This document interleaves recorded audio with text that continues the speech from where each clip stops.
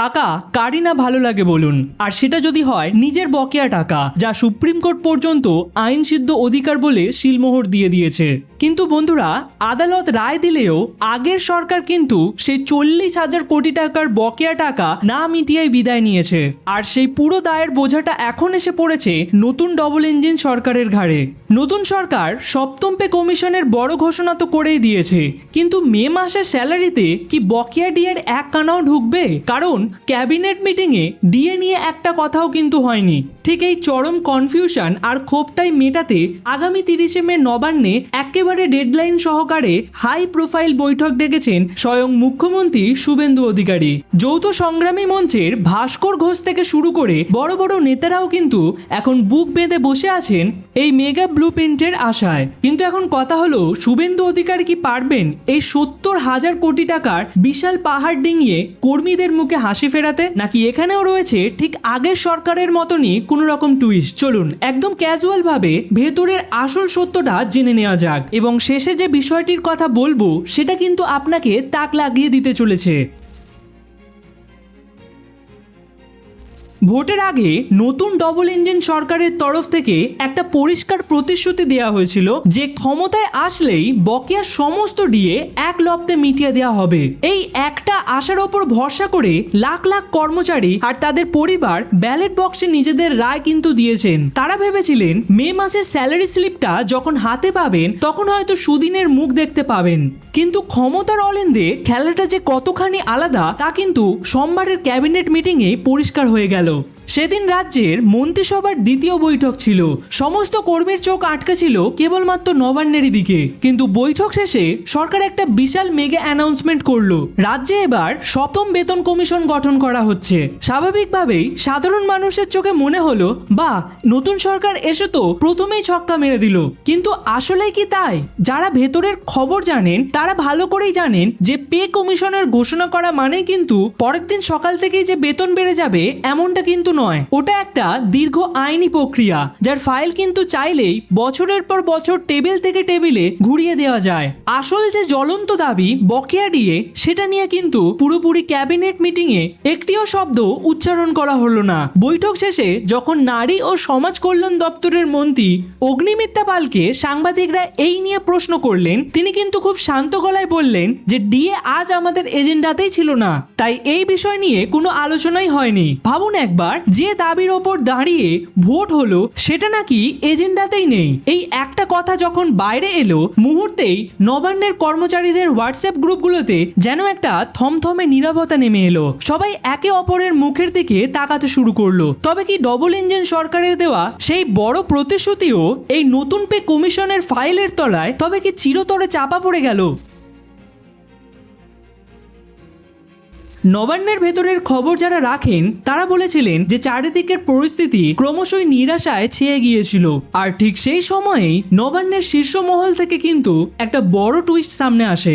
Confederation of state government এমপ্লয়িজের সাধারণ সম্পাদক মলয় মুখোপাধ্যায় নিজেই একটা বিস্ফোরক তথ্য ফাঁস করে দিয়েছেন। তিনি জানিয়েছেন, নবান্নের এক শীর্ষ সরকারি আধিকারিক হুট করেই তাকে ফোন করেন এবং বলেন যে আগামী 30শে মে মুখ্যমন্ত্রী নিজেই ডিএ নিয়ে সরাসরি আলোচনায় বসবেন। শুধু মৌখিক কথাই নয়, নবান্ন থেকে তাদের সংগঠনের নাম, ইমেল আইডি এবং হোয়াটসঅ্যাপ নাম্বার পর্যন্ত চেয়ে পাঠানো হয়েছে।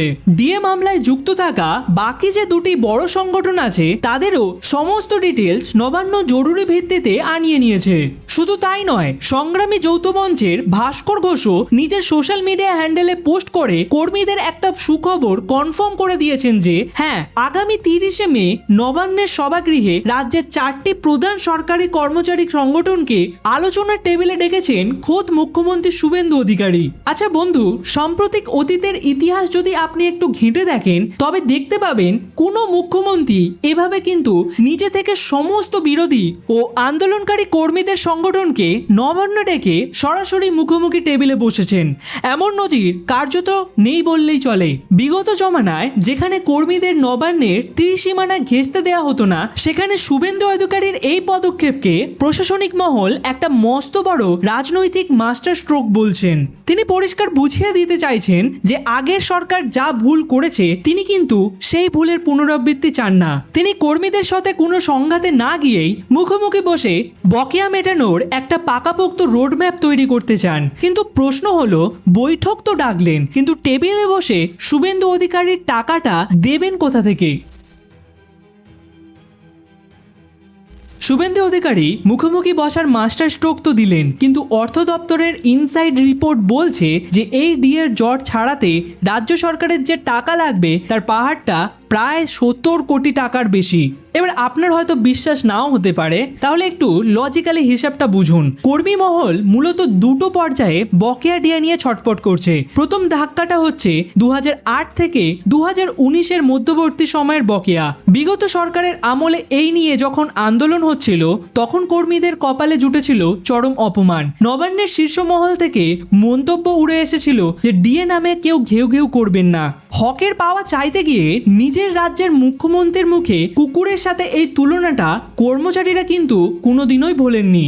তৎকালীন সরকার টাকা দেওয়ার বদলে লাখ লাখ টাকা খরচ করে সুপ্রিম কোর্ট পর্যন্ত মামলা টেনে নিয়ে গিয়েছিল এবং অবশেষে গত 5ই ফেব্রুয়ারি সুপ্রিম কোর্টও একটা ঐতিহাসিক রায় দিয়ে এখানে সাফ জানিয়ে দিয়েছিলেন যে ডিএ কোনো দয়া নয়, এটা কর্মীদের আইন সিদ্ধ অধিকার এবং বকেয়া টাকা মেটানোর জন্য একটা গাইড ম্যাপ তৈরির নির্দেশও দেওয়া হয়েছিল। কিন্তু আগের সরকার সেই নির্দেশকে পুরোপুরি বুড়ো আঙুল দেখিয়ে একটা বিশাল ঋণের বোঝা রেখে ক্ষমতা থেকে বিদায় নিলেন। আর সেই 2008 থেকে 2020-19-এর মেয়াদে জমে থাকা বকেয়া মেটাতেই রাজ্যের প্রয়োজন প্রায় 40,000 কোটি টাকা। এবার আসুন দ্বিতীয় ধাক্কায়। 2020 সালের ষষ্ঠ বেতন কমিশন কার্যকরের পর থেকে বাকি থাকা বকেয়া ডিএ। আপনি জানলে অবাক হবেন, বর্তমানে কেন্দ্রীয় সরকারি কর্মচারীরা যেখানে 1 জানুয়ারি 2026 থেকে 60% ডিএ পাচ্ছেন, সেখানে আমাদের রাজ্যের সরকারি কর্মীরা পড়ে আছেন মাত্র 18%। মানে আকাশ পাতাল 42%-এর একটা বিশাল ফারাক। আর এই 42%-এর ব্যবধান যদি নতুন শুভেন্দু সরকারকে মেটাতে হয় তবে কিন্তু রাজ্যের কোষাগার থেকে প্রতি বছর অতিরিক্ত আরও 30,000 কোটি টাকাও বেশি খরচ করতে হবে। তার মানে বুঝতে পারছেন, একদিকে 40,000 কোটি টাকার পুরনো বকেয়া আর অন্যদিকে প্রতি বছর 30,000 কোটির অতিরিক্ত বোঝা। সব মিলিয়ে প্রায় 70,000 কোটি টাকার এক বিশাল অর্থনৈতিক ডেডলকের সামনে দাঁড়িয়ে আছেন এই নতুন ডবল ইঞ্জিনের সরকার। এবার আপনার মনে হতেই পারে যে রাজকোষের এই বেহাল দশা নিয়ে 70,000 কোটি টাকার পাহাড় ডিঙানো কি আদৌ সম্ভব? সরকার কি আসলেই এত বড় সিদ্ধান্ত নিতে পারবে? এই প্রশ্নের উত্তর খুঁজতে আমাদের একটু ভারতের অন্য একটা রাজ্যের দিকে তাকাতে হবে। এখানে মহারাষ্ট্রের সরকারের দিকে একটু খেয়াল করলেই বুঝবেন যে এই মে মাসের শুরুতেই তারা একটা দুর্দান্ত আর ঐতিহাসিক সিদ্ধান্ত নিয়ে ফেলেছে। তারা তাদের রাজ্যের সরকারি কর্মচারীদের আর অবসরপ্রাপ্ত পেনশনভোগীদের দীর্ঘদিনের বকেয়া ডিএ মেটানোর কাজ ইতিমধ্যেই ধাপে ধাপে শুরু করে দিয়েছে। আর শুধু তাই নয়, মে মাসের বেতনের সাথেই সেখানে কর্মীরা একটা মোটা অঙ্কের বকেয়া টাকা এককালীন হাতে পেতে চলেছেন।